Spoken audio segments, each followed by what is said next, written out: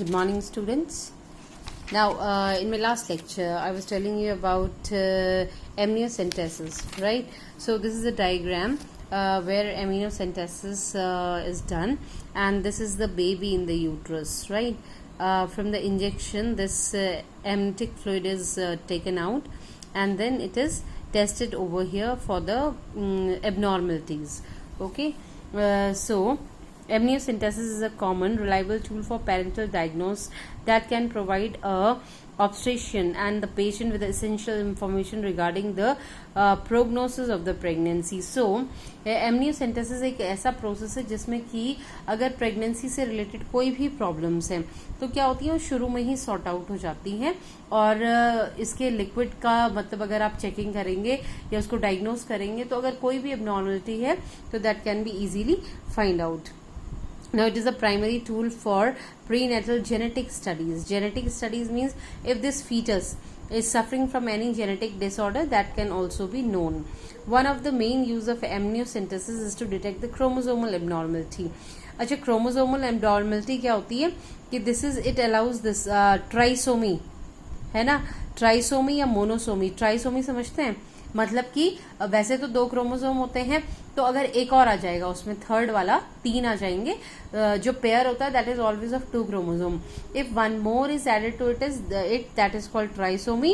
And monosomies का मतलब होता है कि if one is missing means the pair is of 2 and if only one chromosome is there, the next pairing chromosome is not with it, then it is called monosomy.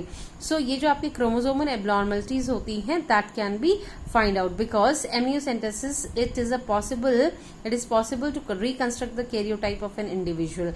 तो इसमें आप karyotype बना सकते हैं तो karyotype बन जाएगा तो you can easily find out कि किसी भी chromosome में trisomy हो रही है या monosomy हो रही है. Now, the trisomy can lead to the variety of abnormalities. जो trisomy उससे तो काफी सारी problems हो सकती हैं. Now, in most common trisomies, Down syndrome. ये Down syndrome जो होती है ये बहुत ही common एक trisomy है. It is a trisomy of 21 this chromosome. ये exam में आता है for 1 marks question. That what is the disease we see if the chromosome number 21 is having 3 chromosome in it. मतलब if what is the trisomy of 21st chromosome called, question ऐसे आता है. तो trisomy of 21st chromosome is called Down syndrome and it leads to the mental retardation, various physical problems also. Now there are some other common trisomies. 13th pair जो होता है ना आपका 13th chromosome, उसमें भी कई बार trisomy होती है and in 18th pair also, right? A baby is baby to die shortly after the birth, है ना. तो इन दोनों ट्राइसोमीज में 13th और 18th वाले में क्या होता है मोस्टली बेबी की डेथ हो जाती है उसके बर्थ के बाद. And the sex chromosome trisomy, कई बार सेक्स क्रोमोसोम में भी ट्राइसोमी होती है जो आपका क्या होता है XY जो है या XX है, फीमेल है, मेल है, तो उसमें भी कई बार ट्राइसोमी होती है. ठीक है. Now examining the chromosomes also allows the sex to be determined, which may be of a particular interest to the women who are the carrier of a sex-linked disorder such as hemophilia and Duchenne muscular dystrophy. Now अगर किसी को ये आपका ना sex link disorder है ना, तो haemophilia वगैरह, तो ये मतलब किस तरीके से you have seen in 10th standard. Okay, how this hemophilia and color blindness they are moving from one generation to other. Okay, so males mostly suffer from it. तो अगर आपको ये देखना है, अगर आपका कोई पुराना एंसेस्टर या कोई भी फैमिली में जिसको ये प्रॉब्लम है और अगर आगे कोई फीमेल प्रेग्नेंट है उसमें, तो आप ये फाइंड आउट कर सकते हैं कि उसका जो बेबी वो कैरी कर रही है वूम में, उसमें कहीं हीमोफीलिया या ये सारी जेनेटिक प्रॉब्लम्स तो नहीं है. Okay. Then in addition to examining this fetal cell, this abnormalities like आपका ये देखिए cholinesterase, hemoglobin F and the tested level of AF, AFP, ये सारे के सारे आप टेस्ट कर सकते हैं. Now it is possible to detect the neural tube defects including acnecephaly and spina bifida, meningomyeliosis. Besides this several metabolic disorders can be detected by this technique. Now आप immunosynthesis से क्या कर सकते हैं? There are so many disorders which I have already told you. तो ये सारे के सारे आप क्या कर सकते हैं, इससे फाइंड आउट कर सकते हैं. तो अगर अब मिल जाएगी आपको प्रॉब्लम क्या है, तो of course you will go for the remedy और डॉक्टर इसका ट्रीटमेंट भी करेंगे. देन ये amniocentesis is always advice for the women of over the age of 35 whose babies are most likely to suffer from the birth defects, है ना. तो ज्यादातर ladies जो 35 की एज के बाद प्रेग्नेंट होती हैं उनके लिए ये एमनियोसेंटेसिस बोला जाता है. डॉक्टर उनको एडवाइस करता है जिससे कि जो बेबी है अगर उसमें कोई बर्थ डिफेक्ट या कोई प्रॉब्लम है तो वो फाइंड आउट करने के लिए. ठीक है. Now your next topic is genetic counseling. Again, this comes for 1, 2, 3 marks. It can come in your exams. Means maybe for 1 marks, maybe only for only definition. Then sometimes more of it is asked. और कई बार 3 number का भी आता है ये. तो यहाँ पे genetic counseling क्या होती है? It is genetic counseling is not a technology. But it uses a variety of techniques. इसमें देखिए बायोकेमिकल, स्टैटिकल डाटा और फिजियोलॉजिकल डाटा जो होता है that is for the determination of the acute diseases. It plays an important. देखिए in this actually genetic counselling जो है ये मेनली सोसाइटी को एक अच्छा एनवायरनमेंट देने के लिए होती है. Now the any parent of a child who has a birth defect or genetic disorder is advised to see the counselor. If any of the parent, किसी को अगर जेनेटिक प्रॉब्लम है या कोई भी दिक्कत हो रही है तो उनको मोस्टली बोला जाता है कि आप क्या कीजिए, जेनेटिक काउंसलर से बात कर लीजिए. Counsellor is advisable for such person who have a birth defect of a genetic disorder. जिनमें क्या होता है मोस्टली जेनेटिक डिसऑर्डर होता है और अगर बर्थ मतलब किसी बेबी का होने वाला है तो उसमें है वो डिफेक्ट या नहीं है. दूसरा है who marry late or plan to have children at a age of 35 or older. Genetic counselling फिर उनके लिए भी यूजफुल है जो क्या कर रहे हैं अपने बेबीज मतलब या प्रेग्नेंट जो है वो देर में होते हैं 35 के बाद. Now have a close relative with a disorder.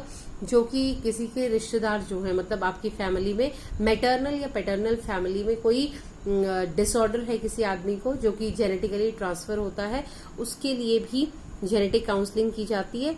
Then contemplating in conscientious marriages.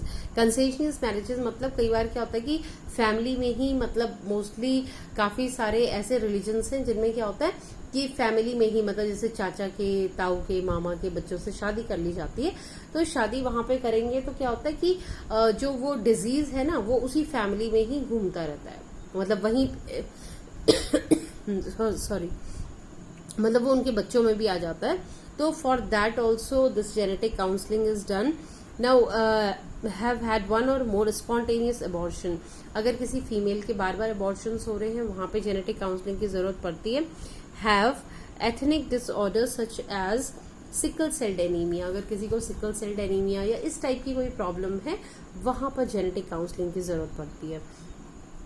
is more helpful in the couples who believe that there may be a risk of producing a child with a congenital disease. तो genetic counselling mostly वो couples करवाते हैं जिनको ऐसा लगता है कि हमारा बेबी क्या है, हो सकता है कि इसमें ये बीमारी हो, हमारी फैमिली में ऑलरेडी बीमारी है और हो सकता है कि बेबी में भी वो चली जाए, है ना. बाकी I have told you the reasons. This is 1, 2, 3, 4 reasons are there. 4, 5, 6 reasons are there in this paragraph up to here. You can see ki why genetic counseling is taken. If the question comes what is genetic counseling and why is it taken, तो ये 2 marks का question बनेगा. एक में आपको definition लिखनी है और उसके अलावा आपको ये 6 पॉइंट्स लिखने हैं. ठीक है कि इस वजह से आप कर सकते हैं. अगर आपका 3 मार्क्स का आता है तो of course you have to go for this text also. Now in this text you can go through this yourself. यहाँ पे ये है कि आपका जो जेनेटिक काउंसलर्स होते हैं ना इसमें क्या होता है कि is helpful for those couple who have always been interested in knowing the sex and sometimes in making the choice about the sex. जो आपके जेनेटिक काउंसलर्स होते हैं ना ये कई बार इसमें भी हेल्प करते हैं कि सेक्स पता चल जाए, मतलब कौन सा है, इट इज अ मेल और अ फीमेल चाइल्ड. तो ये क्या होता है, तो पहले ये होता ही था but now government has banned this. Ban इसलिए किया क्योंकि इससे सोसाइटी में क्या हो रहा था, फीमेल का नंबर कम हो रहा था और मेल्स जो थे वो काफी बढ़ रहे थे, तो एक इक्विलिब्रियम जो है वो सेट नहीं हो पा रहा था. तो due to this it is banned that a girl child should always means she should also be given birth. Okay, तो इससे क्या होता है कि इक्वल जो नंबर ऑफ मेल और फीमेल है that is maintain. So in this paragraph this is given. So genetic counseling. Now next is your sexually transmitted disease. This is called STDs. Now disease that are most frequently transmitted by sexual activity. अगर sexual activity से कोई भी बीमारियां फैल रही हैं तो that is called sexually transmitted disease. इसका short form है STDs और इसको वेनरल डिजीज भी कहा जाता है, VD. Then reproductive tract infection, RTI. तो ये आपके ना तीनों में से किसी भी नाम से एग्जाम में आ सकता है.